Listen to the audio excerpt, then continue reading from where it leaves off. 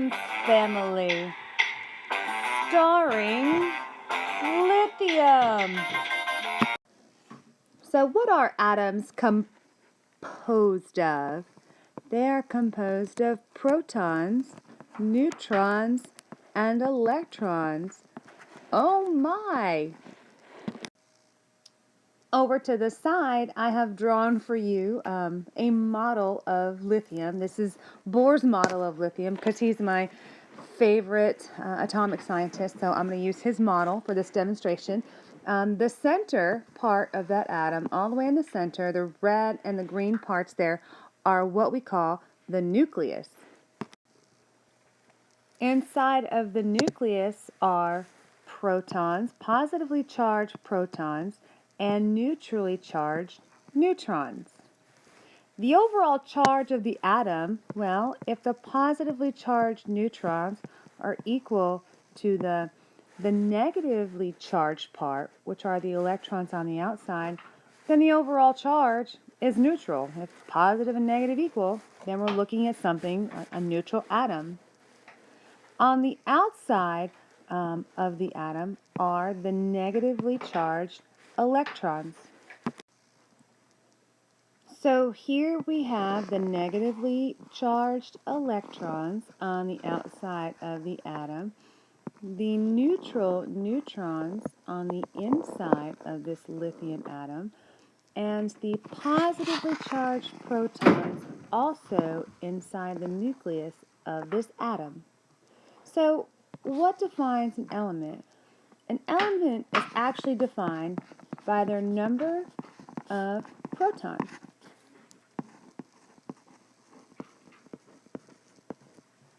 Also known as the element's atomic number. If we change the number of positively charged protons, then we basically change the element. So that's what defines them, is they're defined by their atomic number, which is also their proton number, and that is found on lithium right there, number 3. So how do you determine the element's identity?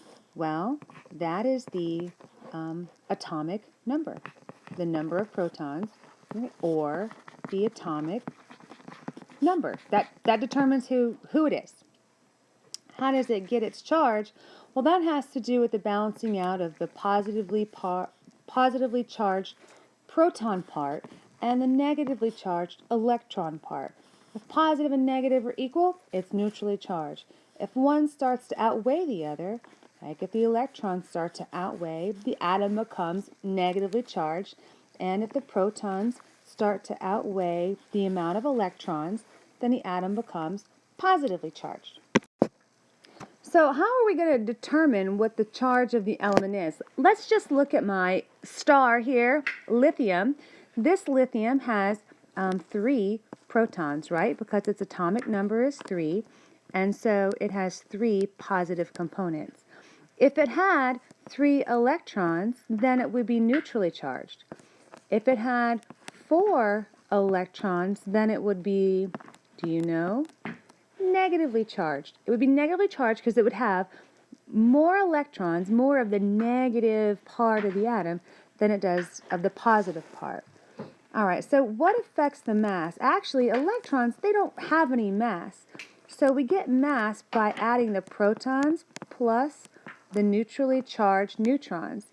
So this mass right here, it's an average atomic mass, is the sum total of all the protons plus the neutrons, and we get that mass from the actual nucleus. So the unit for this number, or atomic mass, is just what we call AMU, atomic mass units. We're getting real creative here, right? And so how you determine the mass of the element is, well, first of all, you've got to look at its mass on the periodic table. So we use rounding rules because there's no such thing as 0.9 of a proton. So this lithium weighs 7, and so the sum total of its protons plus the actual neutrons in my lithium atom right here equals 7. So its mass is 7. If I add a proton, then guess what? It's no longer lithium. So if I were to take this atom of lithium here and smack another proton on it, what I would do is I would make it atomic number 4. I would make it beryllium. It would no longer be lithium. What happens if I remove a neutron? Well, if I remove a neutron, then I'm still lithium. I just no longer weigh 7, I weigh 6. So if my normal weight is 7 and I remove a neutron, that is some bad math. Hold on a second here. If I weigh 7 and I remove 1 neutron, then that will make, I will weigh 6. I will still be lithium, but my mass will be 6. If I remove an electron, then I'm going to change my overall charge, right? Because the electrons, they don't have any mass, but they are balancing out this positive, versus negative overall charge of the atom. So if I remove an electron, I guess will I be positive or negatively charged? If I remove an electron, I will be positively charged, right? So if my protons equal my electrons and I add an electron, then I will become negatively charged. So what does the element symbol tell you? I mean, the symbol is this thing right here, this Li for lithium right here. So what does it tell me? It tells me, it basically tells me what element I am and how many protons I'm talking about here. And protons, neutrons, and electrons, are they the smallest part of the atom? And that is no.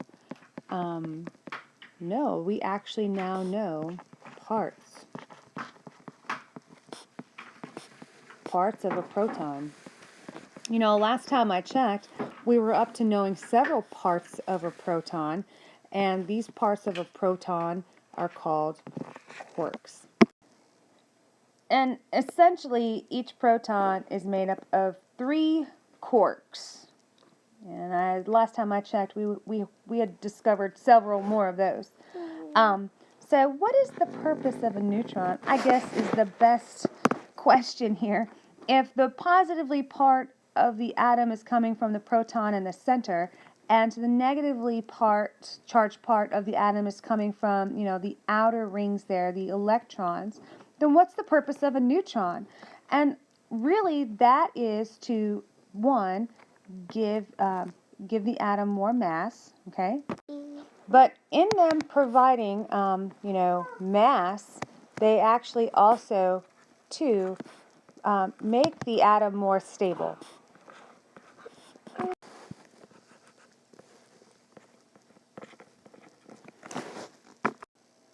All right, and that concludes our podcast here on the atom. So instead of making like a tree and leafing, how about you act like a proton and stay positive?